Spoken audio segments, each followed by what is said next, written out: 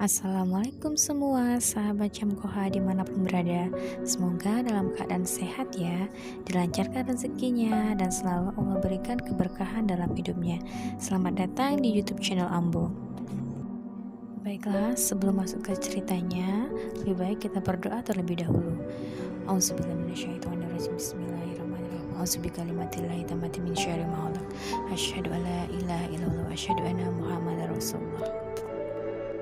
Allahumma sholli ala Muhammad wa ala ali Muhammad sallallahu alaihi wasallam.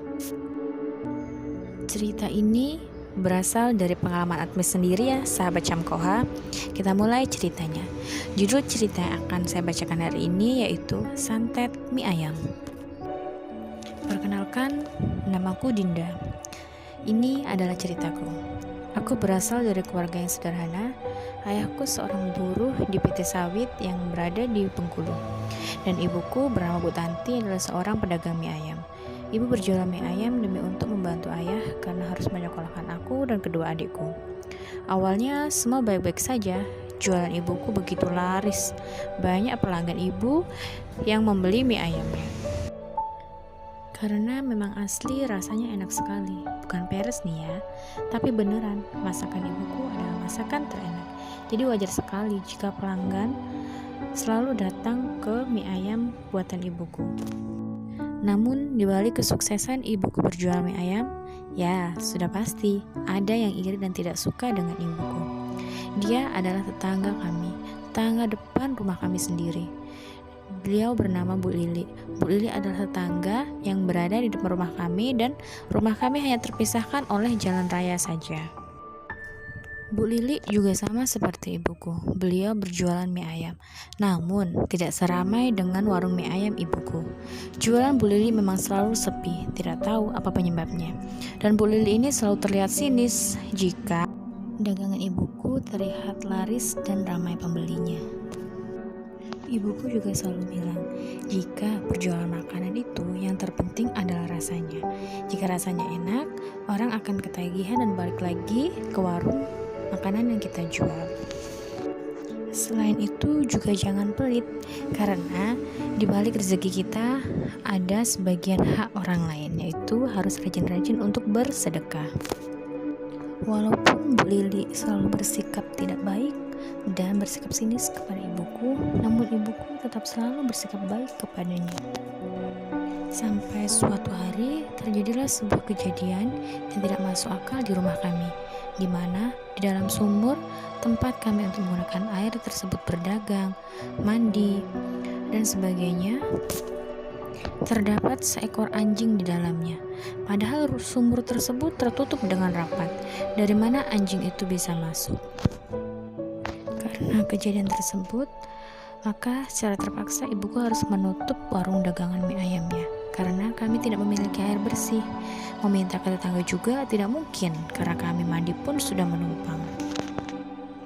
Ketika ibu tidak berjualan mie ayam, maka pelanggan ibu pada lari ke dagangan mie ayamnya Bu Lili. Namun ibuku tidak pernah risau karena rezeki sudah Allah atur. Setelah kejadian itu, ayah menyuruh orang untuk menggali sumur yang baru untuk kami pakai lagi. Sumur baru pun selesai dan kami sudah memiliki air bersih dan ibu juga sudah mulai berjualan kembali. Dan dagangannya pun seperti biasa, ramai oleh pembeli. Dan dagangan Bu Lili setelah ibu berjualan lagi, dagangannya seperti biasanya juga terlihat sepi.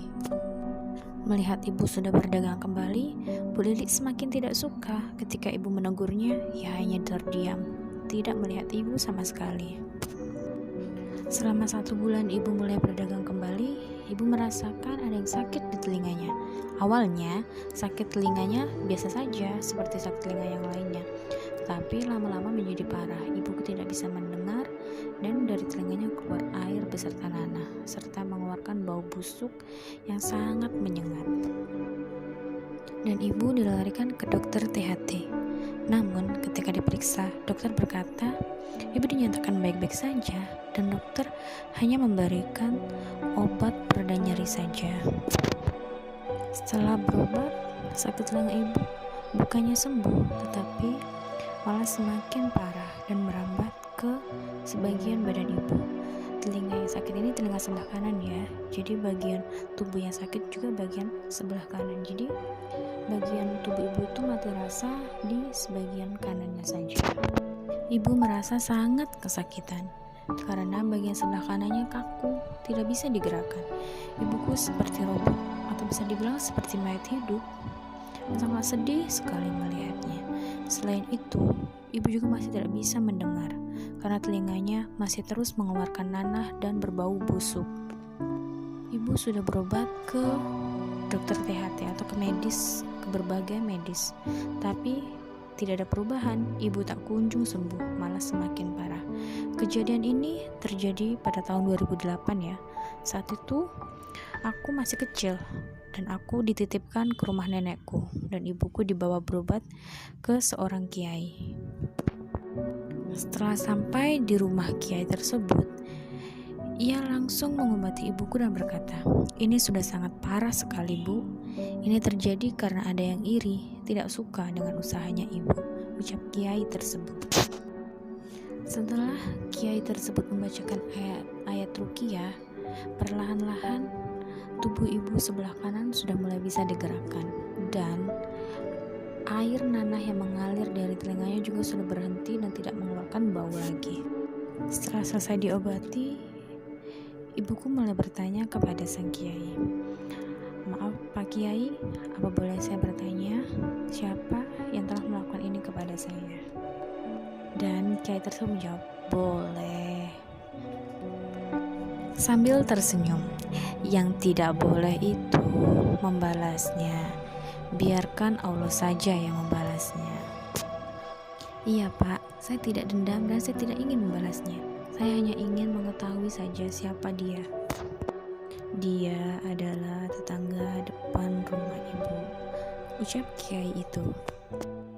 Astagfirullahalazim. Ibu begitu terkejut mendengarnya. Ibu tidak menyangka ternyata Bu Lili lah pelakunya. Setelah selesai berbincang-bincang dengan Pak Kiai, ibuku pun pamit pulang. Dan saat itu aku masih berada di rumah nenek. Mengetahui ibuku sudah sembuh, aku pun pulang ke rumah. Setelah ibu sembuh dan hampir 3 bulan ibu sakit,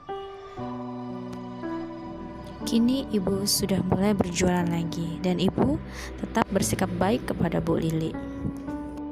Seminggu kemudian, ibu terkejut melihat Bu Lili menangis histeris di depan rumah dan ibu mendatanginya dan bertanya, "Ada apa Bu?" Ternyata kaki suami Bu Lili tergiling mesin di tempat mesin sawit dan jari-jari kakinya habis. Ibu langsung meluk Bu Lili dan menguatkannya.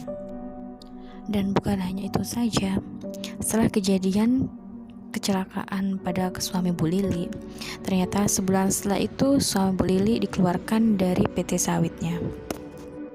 Beberapa tahun setelah keluarga Bu Lili keluar dari PT tersebut, kami mendapat kabar ternyata keluarga Bu Lili terjadi broken home.